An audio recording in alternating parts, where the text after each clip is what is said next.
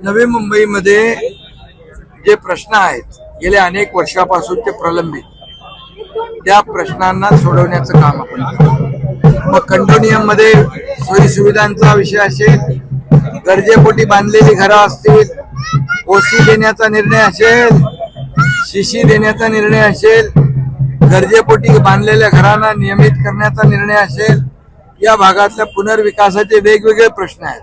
सगळ्यांना घरांचा विषय आहे आणि म्हणून सगळ्यात महत्वाचं या घरांचं स्वप्न पूर्ण करण्याचं काम शिवसेना करेल.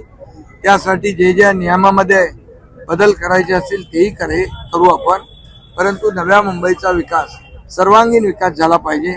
काही प्रमुख रस्ते सोडले, चांगले रस्ते, परंतु आतमध्ये आपण गेल्यानंतर इंटरनल रस्त्यांची वाईट अवस्था आहे, बकाल अवस्था आहे, त्या ठिकाणी सोयी सुविधा नाही आहे. आणि म्हणून या सर्वांगीण विकास करायचा असेल तर या ठिकाणी शिवसेनेशिवाय पर्याय नाही असं मी लोकांना सांगतोय. आणि शिवसेना बिलकुल 80% समाजकारण 20% राजकारण याप्रमाणे या भागामध्ये नव्या मुंबईमध्ये लोकांचंही मत आहे.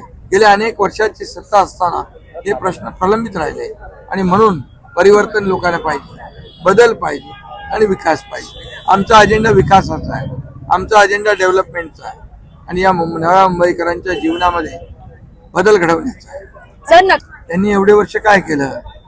ज्यांची सत्ता होती त्यांनी काय केले एवढे वर्ष, हा माझा सवाल आहे. आणि म्हणून पार्किंगची सोय असेल, या ठिकाणी ट्रॅफिकची समस्या असेल, एवढे वर्ष ट्रॅफिकची समस्या का सोडवली नाही, पार्किंगची समस्या का सोडवली नाही?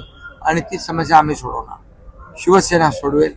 आणि नक्की या ठिकाणी दिलेला शब्द आम्ही पाळतो. म्हणून आमचा अजेंडा फक्त आणि फक्त डेव्हलपमेंटचा आहे, विकासाचा अजेंडा आहे. ज्या लोकांनी इकडे मालक म्हणून स्वतःला समजलं, त्या ठिकाणी जनता मालक असते आणि लोकप्रतिनिधी हे सेवक असतात. आणि म्हणून त्या पद्धतीने आम्ही काम करतोय.